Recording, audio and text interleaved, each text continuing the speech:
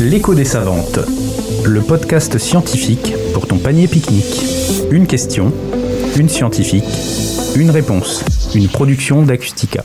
L'écho des savantes, une série de podcasts proposés dans le cadre du mois de la santé avec Acustica. Et pour échanger avec nous, pour cette série de podcasts, j'accueille Anaëlle Mugéo, qui est praticien hospitalo-universitaire au laboratoire de bactériologie du CHU de Reims et également enseignante-chercheuse à l'INSERM. Bonjour Anaëlle et merci. Bonjour. Alors Anaëlle, dans ce 4e numéro de notre podcast L'écho des savantes, on va s'intéresser plus particulièrement à Pseudomonas aeruginosa.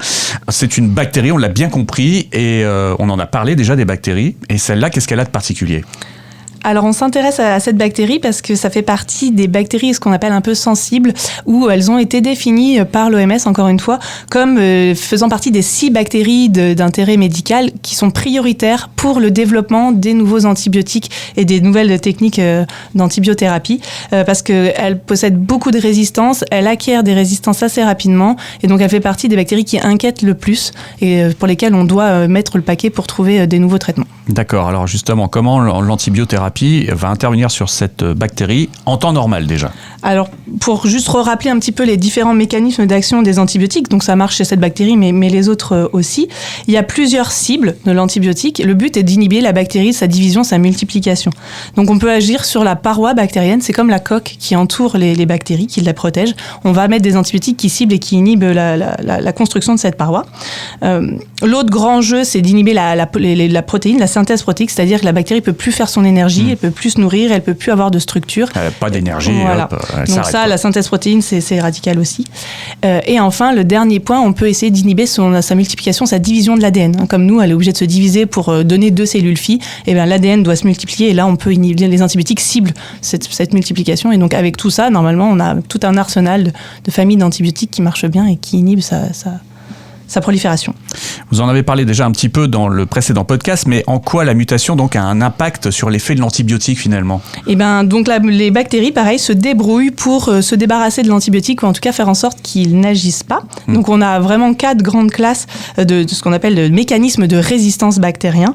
Donc le plus simple et le plus courant, c'est des petites enzymes, des petits Pac-Man qui vont couper votre antibiotique en 2 et qui vont le rendre inefficace. Donc finalement, vous donnez le traitement au patient, mais ça n'agit pas puisqu'elle a des molécules. Comme s'il passait à côté de nous, quoi. Ouais, c'est ça. Ça le coupe et c'est fini. Ensuite, la bactérie peut modifier ses propres composants. Je vous ai dit, elle modifie sa paroi, sa coque. Comme ça, l'antibiotique ne le reconnaît plus. Donc, il est là, mais il ne peut pas se fixer sur la bactérie. Et l'autre chose assez maligne, c'est l'imperméabilité. C'est-à-dire, c'est comme un imperméable quand vous avez de la pluie. Elle va fermer les protéines qui lui servent, les canaux d'entrée par lesquels l'antibiotique passe. Et donc, finalement, elle va devenir imperméable. L'antibiotique ne peut plus rentrer dans la bactérie. Donc, il est dans l'environnement, mais la bactérie continue sa vie et elle se multiplie. Et le mécanisme un peu complémentaire qu'on connaît, c'est les pompes d'efflux. Ce sont des pompes qui vont reprendre l'antibiotique qui est rentré dans la bactérie pour le recracher dehors. Comme les pompes à eau, ça recrache tout et donc la bactérie, elle résiste. Donc avec ces 4 mécanismes-là, qui peuvent s'accumuler bien sûr, on se retrouve avec des bactéries qui peuvent résister à beaucoup de choses, voire à tous les antibiotiques que l'on a. C'est fâcheux tout ça, mais alors comment vous avez réussi à étudier toutes ces résistances justement ? Il y a 2 techniques. Il y a ce que l'on fait au laboratoire d'analyse qu'on fait tous les jours pour les patients. En fait, on va dans un petit tube mettre en contact la bactérie et l'antibiotique que l'on souhaite utiliser chez le patient et en fait, on va les mettre en compétition, on va voir qui gagne. Soit la bactérie est inhibée par l'antibiotique et on va dire au médecin c'est bon, vous pouvez y aller, c'est sensible. Soit la bactérie gagne parce qu'elle a un mécanisme de résistance et là, on va dire au médecin non, vous pouvez pas utiliser cette molécule, c'est résistant. Donc ça, c'est ce qu'on fait dans la vie de tous les jours pour guider le traitement des médecins pour leurs patients. Et après, il y a tout un autre pan qui est encore plus intéressant, c'est la recherche spécialisée pour essayer justement de trouver de nouvelles voies et de nouveaux antibiotiques, comprendre les mécanismes de résistance et trouver de nouvelles voies pour essayer de les inhiber. Et donc c'est ce qu'on fait dans notre équipe INSERM, l'INSERM P3CL de l'Université de Reims Champagne-Ardenne. On a un modèle de culture cellulaire qui est assez évolué et qui va nous permettre de reconstituer l'épithélium respiratoire. Donc c'est celui dont on parlait au premier podcast. Qui nous sauve la vie normalement. Voilà, on va obtenir un épithélium avec des cellules ciliées, des cellules qui produisent du mucus, donc vraiment le plus proche de ce qu'on a in vitro. Et donc on va pouvoir les infecter. On a un modèle d'infection de ces souches de Pseudomonas résistantes et on va pouvoir étudier de la virulence, les nouvelles voies de traitement, etc. C'est la recherche spécialisée fondamentale. Eh bien, merci beaucoup Anaëlle pour vos éclaircissements. De rien, merci à vous.